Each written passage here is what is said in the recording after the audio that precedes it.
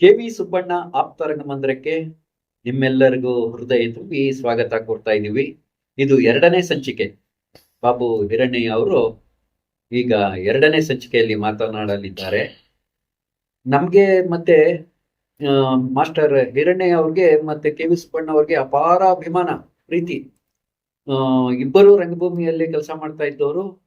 2 ವ್ಯಕ್ತಿತ್ವಗಳು ಬೇರೆ ಬೇರೆ ದಿಕ್ಕಿನಲ್ಲಿ ರಂಗಭೂಮಿಯನ್ನ ಅವರು ಧ್ಯಾನಾವಸ್ಥೆಯಲ್ಲಿ ಕೆಲಸ ಮಾಡ್ತಾ ಇದ್ರು.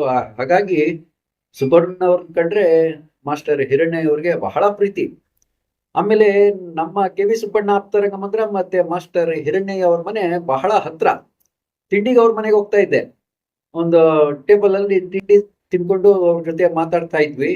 ಬಹಳ ಸಲಿಗೆ ಮತ್ತೆ ಬಹಳ ಪ್ರೀತಿ, ಬಹಳ ಅಭಿಮಾನದಿಂದ ನನ್ನನ್ನ ಅವರು ಕಾಣ್ತಾ ಇದ್ರು. ಈಗ ಬಾಬು ಹಿರಣ್ಣಯ್ಯ ಅವರು ಮುಂದುವರಿಸ್ತಾರೆ. ಧನ್ಯವಾದ. ಕೆಲವೊಮ್ಮೆ ಇದು ಏನೋ ಒಂದ್ ಕತೆ ಕಣ ಚೆನ್ನಾಗಿಲ್ಲ, ಯಾಕೋ ನಾನು ಮಾಡಬಾರ್ದಾಗಿತ್ತು ಅಂತ ಅಂದ್ಕೊಂಡು ಮಾಡಿದ ಬೇಕಾದಷ್ಟು ಚಿತ್ರಗಳಿದೆ, ಯಶಸ್ವಿಯಾಗಿ ಅದ್ಭುತವಾದ ಯಶಸ್ಸು ಕಾಣ್. ಆದ್ರಿಂದ ರಂಗಭೂಮಿಯನ್ನ, ಸಿನಿಮಾವನ್ನ, ಕಿರುತೆರೆ ಎಲ್ಲವನ್ನ ಜನಗಳು ಆಯ್ಕೆ, ನಿನ್ನನ್ನ ಆಯ್ಕೆ ಮಾಡ್ಕೊಳ್ಳೋದು, ನನ್ನನ್ನ ಆಯ್ಕೆ ಮಾಡ್ಕೊಳ್ಳೋದು, ನನ್ನನ್ನ ಒಪ್ಪೋದು, ಬಿಡೋದು, ನನ್ನ ತೆಗಳೋದು, ನನ್ನ ದೂರಕ್ಕೆ ತಳ್ಳೋದು ಎಲ್ಲವೂ ಅವ್ರ ಕೈಯಲ್ಲಿದೆ. ಹೌದು, ರಂಗಭೂಮಿ ಯಾಕೆ ಇವತ್ತಿಗೂ ಕೂಡ ಉಳ್ಕೊಂಡಿದೆ? ನಿನಗೆ ಸಿನಿಮಾ ಬಂತು, ಕಿರುತೆರೆ ಬಂತು, ಸೋಷಿಯಲ್ ಮೀಡಿಯಾ ಬಂತು, ಯೂಟ್ಯೂಬ್ ಚಾನಲ್ ಬಂತು, OTT ಬಂತು. ಇವೆಲ್ಲದರ ನಡುವೆ ನಿನಗೆ ಬಹಳ ಒಂದು ವಿಶೇಷವಾದ ಸಂಗತಿ ನೋಡಿ. 5 ರೂಪಾಯಿ, 3 ರೂಪಾಯಿ, 2 ರೂಪಾಯಿ, 1 ರೂಪಾಯಿ ಟಿಕೆಟ್ ರೇಟ್. ಹೌದು, ಅವತ್ತಿನ ದಿನಾನು ಪ್ರೇಕ್ಷಕ ಇತ್ತು. ಅವತ್ತಿನ ದಿನ 4 ಪ್ರತಿ ವೃತ್ತಿ ರಂಗಭೂಮಿಯ ಸಂಸ್ಥೆ ಊರಿಂದ ಊರಿಗೆ ಟೆಂಟ್ ತಗೊಂಡೋಗಿ ಹಾಕಿ 5, 3, 2, 1 ರೂಪಾಯಿ ಅಷ್ಟೇ ನಮ್ದು. ಅದಕ್ಕಿಂತ ತಗಡಿ ಮೇಲೆ ಇಡ್ತಿರ್ಲಿಲ್ಲ ರೇಟ್. 5 ರೂಪಾಯಿ ಇರೋದನ್ನ 7 ರೂಪಾಯಿ ಇಡಬೇಕು ಜಾತ್ರೆ ಟೈಮ್ ಅಲ್ಲಿ ಅಂತಂದು ಬಿಟ್ರೆ ಯುದ್ಧ. ಅದು ಮ್ಯಾನೇಜ್ಮೆಂಟ್ ನವ್ರಿಗೆ, ಆಮೇಲೆ ಕಲಾವಿದಗಳಿಗೆ, ಸ್ವಾಮಿ ಬೇಡ ಬೇಡ ಬೇಡ, ಬೇಕಾದ್ರೆ ಕಮ್ಮಿ ಮಾಡಿ, ದಯವಿಟ್ಟು ರೇಟ್ ಜಾಸ್ತಿ ಮಾಡಿ, ಜನಗಳು ಬರ್ದಾಗ ಮಾಡಬೇಡಿ ನಮಗೆ ಅನ್ನೋರು ಇದು ಇತ್ತು. ಈ ರೀತಿಯಲ್ಲಿದ್ದಂತಹ ಜನಗಳನ್ನ ಅವಾಗ ಅಷ್ಟಾದ್ರೂ ಕೂಡ 3 ಗಂಟೆ, 3.5 ಗಂಟೆಗಳ ಕಾಲ, 4 ಗಂಟೆ ಕಾಲ ಸತತವಾಗಿ ನಾಟಕ ಆಡ್ತಾ ಇದ್ರು. ಜನಗಳನ್ನ ರಂಜಿಸ್ಬೇಕು, ಅವ್ರನ್ನ ಆಕರ್ಷಿಸ್ಬೇಕು, ಇನ್ನೀಗ ನಾಳೆ ಬರೋ ಹಾಗೆ ಮಾಡ್ಬೇಕು ಅನ್ನೋದಿಲ್ಲ. ಅವತ್ತೂ ಕೂಡ ಜನ ಬರ್ತಿದ್ರು.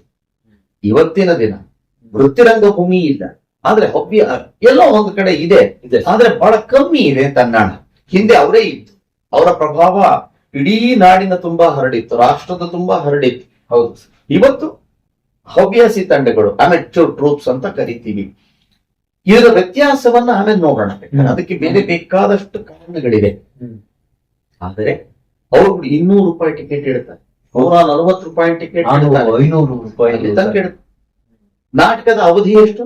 1.5 ಗಂಟೆ. 1.5 ಗಂಟೆ. ಈ 1.5 ಗಂಟೆ ಅವಧಿ ಇಡುತ್ತಾರೆ. ವೃತ್ತಿರಂಗ ಭೂಮಿಯವರಲ್ಲಿ ಅದ್ಭುತವಾದ ಮ್ಯಾಜಿಕ್ ಕ್ರಿಯೇಟ್ ಮಾಡ್ತಿದ್ರು. ದೊಡ್ಡ ದೊಡ್ಡದಾಗಿ ಏನು ಕಿರೀಟದಿಂದ ಹಿಡಿದು ಅದು ಇದು ಎಲ್ಲ ಮಾಡೋರು, 60-70 ಜನ ಕಲಾವಿದರು ಮಾಡೋರು. ಅದನ್ನು ಇವಾಗ 1.5 ಗಂಟೆ ನಾಟಕ, ಅಲ್ಲೇ ಸಣ್ಣದಾಗ ಒಂದು ಸ್ಪಾಟ್ ಹಾಕ್ತಾರೆ, ಅದು ಹಾಕ್ತಾರೆ. ಇದು ಹಾಕಿದ್ರು ಕೂಡ ಜನ ಕೂತ್ಕೊಂಡು 200 ರೂಪಾಯಿ ಕೊಟ್ಟು ನಾಟಕ ನೋಡ್ತಾರೆ. ಅವತ್ತು ಕೂಡ ಕಾಮೆಂಟ್ ಮಾಡ್ತಿರ್ಲಿಲ್ಲ, ಒಪ್ಪೋರು ಅಭಿಮಾನ ತೋರ್ಸೋರು.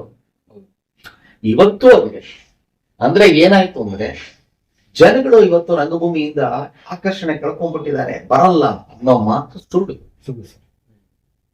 ಬರ್ತಾರೆ. ಅನಾಲಿಸಿಸ್ ಆಗ್ಬೇಕಾಗಿರೋದು, ನೀವು ಅನಲೈಸ್ ಮಾಡ್ಕೋಬೇಕಾಗಿರೋದು ನಿಮ್ಮನ್ನು. ನಮಗೆ ಬಹಳ ಸುಲಭವಾಗಿ ನಾವು ಅಲ್ಲಿ ಕೂತಿರುವಂತ ಕಲಾವಿದ ತೋರಿಸಿ, ಇವ್ರು ಯಾಕೋ ಸರಿ ಇಲ್ಲ ಸರ್, ಜನ ಬರ್ತಾ ಇಲ್ಲ ನಾಟಕಕ್ಕೆ, ಅವ್ರಿಗೆ ಅಟ್ರಾಕ್ಷನ್ಸ್ ತುಂಬಾ ಆಗ್ಬಿಟ್ಟಿದೆ, ಮೊಬೈಲ್ ಇಟ್ಕೊಂಡು ಕೂತ್ಕೊಂಡು ಇವೆಲ್ಲ ಹೇಳ್ತೀವಿ. ಎಲ್ಲವುದ್ರ ಜೊತೆಗೆ ನಿಮ್ಮನ್ನ ನೀವ್ ಹೇಳ್ಬೇಕಾಯ್ತು, ಅವ್ರು ಬರೋ ಹಾಗೆ ನಾಟಕವನ್ನ ನಾವು ಆಡ್ಬೇಕು. ಅದು ತಂದೆಯವರು ಹೇಳ್ತಾ ಇದ್ರು, ನೀನು ಜನಗಳು ನಿನ್ನ ಹತ್ರ ಬರೋ ಹಾಗೆ ನಾಟಕ ಆಡು, ಜನ ಬರ್ತಾರೆ. ಪ್ರಾಯಶಃ ನನಗನ್ಸೋದು ಇಂಥ ವಿಚಾರಗಳಿಗಾಗಿ ಮಾಸ್ಟರ್ ಹಿರಣ್ಣಯ್ಯನವರ ನೆನಪು ಅಗತ್ಯ. ಹೌದು, ರಂಗಭೂಮಿಯಲ್ಲಿ ಅವರು ರಾಜಕೀಯವನ್ನ ಮಾತಾಡಿದ್ರು, ಇನ್ನೊಬ್ರು ಮಾತಾಡ್ಬೋದಾ, ಮಾತಾಡಕ್ ಆಗೋದೇ ಇಲ್ಲ, ಇವೆಲ್ಲ ನಾನು ಒಪ್ಪದೇ ಇರೋ ಮಾತು. ಅನೇಕರಿದ್ದಾಗ ಮಾಸ್ಟರ್ ಹಿರಣ್ಣಯ್ಯನವ್ರು ಬಂದ್ರು, ಅನೇಕರಿದ್ದಾಗ ಒಬ್ಬ BV ಕಾರಂತರು ಬಂದು ಒಂದು ಸಂಚಲನವನ್ನ ಮೂಡಿಸ್ತು, ಹೊಸ ದಿಕ್ಕನ್ನ ಕೊಟ್ಟು ತದನಂತರದಲ್ಲಿ ಬಂದ ಇನ್ನೊಬ್ಬರು ಇನ್ನೊಂದು ದಿಕ್ಕು ಕೊಟ್ಟರು. ಪ್ರತಿಯೊಬ್ಬರು ಒಂದೊಂದು ತಿರುವುಗಳನ್ನ ಕೊಡ್ತಾ ಹೋದ್ರು. ಅದೇ ರೀತಿಯಾಗಿ ಮಾಸ್ಟರ್ ಅಣ್ಣನವರು ಪ್ರಾಯಶಃ ಅವ್ರಿಗೆ ಅದೇನ್ ಫೋರ್ ಥಾಟ್ ಬಂತೋ ಅಥವಾ ಅವ್ರಿಗೇನ್ ಪ್ರೇರಣೆ ಆಯ್ತೋ ಅಥವಾ ಅಗತ್ಯತೆ ಬಿತ್ತೋ, ಯಾಕಂದ್ರೆ ಅಗತ್ಯತೆ ಇದೆಯಲ್ಲ ಬಹಳ ಮುಖ್ಯವಾದದ್ದು. ಹೌದು ಸರ್. ಪ್ರತಿಯೊಬ್ಬ ಮನುಷ್ಯನಲ್ಲೂ ನಮ್ಮಪ್ಪ ಹೇಳೋದು, ಪ್ರತಿಯೊಬ್ಬನ ಜೀವನದಲ್ಲೂ 4 ಘಟ್ಟ ಇದೆ. ಒಂದು ಆಗಮನ, ಇನ್ನೊಂದು ಅಸ್ತಿತ್ವ, 3ನೇದು ಅಗತ್ಯ, 4ನೇದು ಅನಿವಾರ್ಯತೆ.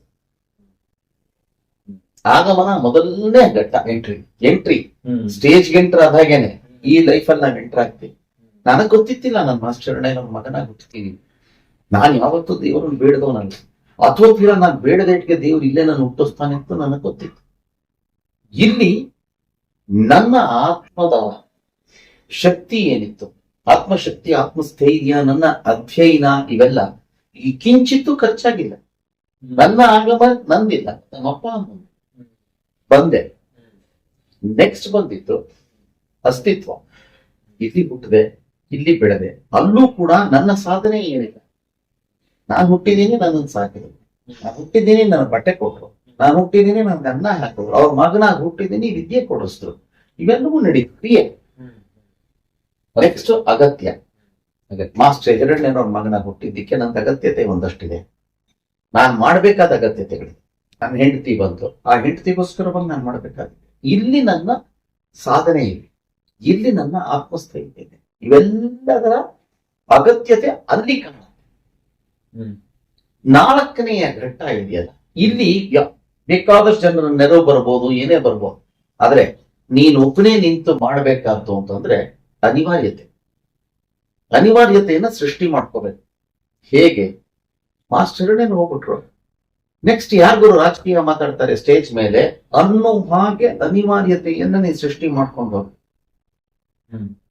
ಗುಬ್ಬಿವೀರನವ್ರು ಹೋಗ್ಬಿಟ್ರು. ಗುಬ್ಬಿವೀರನವ್ರು ಹೋದ್ಮೇಲೆ ಆ ವೈಭವ ಎಲ್ಲಿದೆ ಅಂತೀವಿ. ಸುಬ್ಬಯ್ಯನಾಡುಗಳು ಹೋದ್ರು. ಇನ್ ಬಿಡುಗರು ರಂಗಭೂಮಿಯಿಂದ ಹಿಡಿದು ತಮಿಳ್ನಾಡಿಗೆ ಹೋಗಿ ಅಲ್ಲಿ ಕೂತ್ಕೊಂಡು ಪಿಕ್ಚರ್ ಮಾಡದಂತವ್ರಿಗೆ ಪೀರ್ ಸಾಹೇಬ್, ಹೌದು, ವ್ಯಕ್ತಿ ಮಹಮ್ಮದೀಯರು ಮಾತಾಡ್ತಿದ್ದು ಮನೇಲಿ ಬೇರೆ ಭಾಷೆ. ಸಂಸ್ಕೃತದಲ್ಲಿ ಅವರು ಕೂತ್ಕೊಂಡು ಆಶು ಕವಿತೆಗಳನ್ನು ರಂಗದ ಮೇಲೆ ಹಾಗೆ ನಿರರ್ಗಳವಾಗಿ ಪಟ ಪಟ ಹೇಳೋರಂತ. ಅಲ್ಲೇ ನಿಂತು ಅಲ್ಲೇ ಕೂತು ಸಾಹಿತ್ಯವನ್ನ ಸಂಸ್ಕೃತದಲ್ಲಿ ಕ್ರಿಯೇಟ್ ಮಾಡ್ತಿದ್ದಂತ ವ್ಯಕ್ತಿ ಪೀರ್ ಸಾಹೇಬ್. ಇಂಥವರೆಲ್ಲ ವೃತ್ತಿರಂಗ ಭೂಮಿಯಲ್ಲಿ ದೇಣಿಗೆ ನೀಡಿ ಹೋಗಿದ್ದಾರೆ. ಇವರೆಲ್ಲರೂ ಇವತ್ತಿನ ದಿನ ಅವ್ರು ಯಾರ ನೆನಪು, ಪ್ರಾಯಶಃ ತುಂಬಾ ಜನಕ್ಕೆ ಅವ್ರ ಫೋಟೋಗಳನ್ನು ತೋರಿಸ್ತಾರೆ, ಅವ್ರು ಯಾರು ಅಂತ ಗೊತ್ತಿರಲ್ಲ. ಅದ್ ಗೊತ್ತಿರಬೇಕು ಅನ್ನೋ ಅಗತ್ಯತೆ ಆಗ್ಲಿ ಅಥವಾ ಗೊತ್ತಿರಬೇಕು ಅನ್ನುವ ಒಂದು ನಾವು ದಾಷ್ಟಿಕವಾಗಿ ಕೂತ್ಕೊಂಡು ಅದನ್ನ ಯೋಚನೆ ಮಾಡೋದು ಕೂಡ ತಪ್ಪು. ದಕ್ಕುವುದೇ ದೆಸೆನಿನಗೆ ಮಂಕುತಿಮ್ಮ ಅಂತ ಹೇಳ್ತಾರೆ. ಅಕ್ಕಿಯಲ್ಲಿ ಅನ್ನವನ್ನು ಮೊದಲಾರು ಕಂಡವರು, ಅಕ್ಕರೆಯ ಬರಹಕ್ಕೆ ಮೊದಲಿಗರು ಯಾರು, ಲೆಕ್ಕ ಬಿರಿಸಿಲ್ಲ ಜಗ ತನ್ನ ಆದಿ ಬಂಧುಗಳ, ದಕ್ಕುವುದೇ ದೆಸೆನಿನಗೆ ಮಂಕುತಿಮ್ಮ ಅಂತ DVG ಅವರು ಹೇಳ್ತಾರೆ. ಅಕ್ಕಿ ನನ್ನ ಮಾಡ್ಬೋದು ಅಂತ ಗೊತ್ತಿತ್ತು. ಭತ್ತ ಬೆಳೀತು, ಆ ಭತ್ತ ಅದನ್ನ ಅನ್ನ ಆಗತ್ತೆ, ಅದರಲ್ಲಿ ಮೊದ್ಲು ಅಕ್ಕಿ ತೆಗಿಬೋದು ಅಂತ ಗೊತ್ತಿತ್ತಿಲ್ಲ. ಯಾವ ಕಂಡಿಡದ ಅಕ್ಕರೆಯ ಬರಹ. ನಾವು ಒಂದಷ್ಟು ಲವ್ ಲೆಟರ್ಸ್ ಬರೀತೀವಿ, ಪ್ರೀತಿಯಿಂದ ಓಲೆಯನ್ನ ಕರೀತೀವಿ. ಎಲ್ಲಕ್ಕೂ ಯಾರು ಆರಂಭ ಮಾಡಿದವರು? ಇದನ್ನ ನೀ ಬರೆಯಬಹುದು ಅಂತ ಬರೆದವ್ರು ಯಾವನು ಗೊತ್ತಿಲ್ಲ. ನಾನು ಲೆಕ್ಕ ವಿಧಿಸಿಲ್ಲ ಜಗತ್ತನ್ನ ಆದಿ ಬಂಧುಗಳ. ಈ ಆದಿಯಿಂದ ಬಂದಂತವ್ರು ಯಾರ್ಯಾರು, ಇದನ್ನ ಯಾರು ಮಾಡಿದ್ರು? Nobody knows and nobody cares about.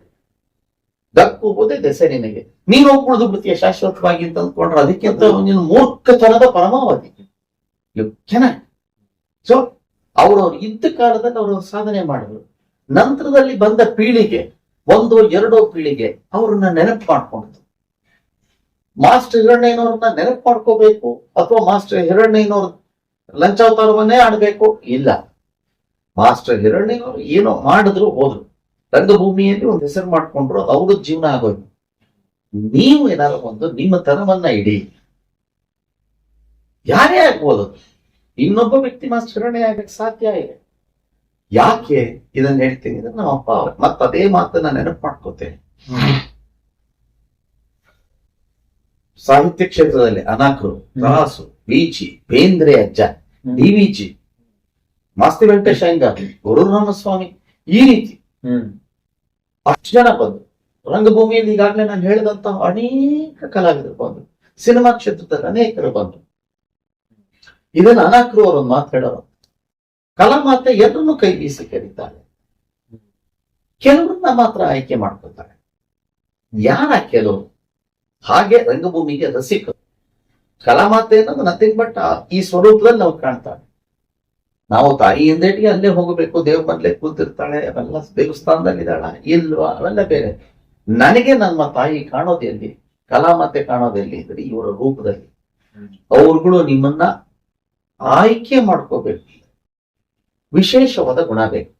ಏನದು? ನೀನು ಹುಟ್ಟುತ್ತಾ ನಿನ್ನ ರಕ್ತದಲ್ಲಿ ಕಲಾಮಾತೆ, ನಿನ್ನಲ್ಲಿ ಕಲೆ ಇರಬೇಕು. ಸುಳ್ಳು man, I will not accept such things. Yes, ನಿಮ್ಮಲ್ಲಿ ಇರಬೇಕು, ಇರಬಹುದು. ಅಂಡ್ ಅದಕ್ಕೆ ವಂಶ ಪಾರಂಪರ್ಯವಾಗಿ ಬಂದಿರ್ಬೇಕು. ನಿಮ್ಮ ಅಪ್ಪ ಕಲಾವಿದ ಆಗಿರ್ಬೇಕು, ತಾತ ಕಲಾವಿದ. ಅದಾಗ್ಲಿ ನಾಟಕಕ್ಕೆ ಬಂದ್ರೆ ನಿಮ್ ಫ್ಯಾಮಿಲಿ ಯಾರಾದ್ರು ಇದ್ರ ಅಂತಾರೆ, ಯಾಕಿರ್ಬೇಕು? Why can't he be the first person?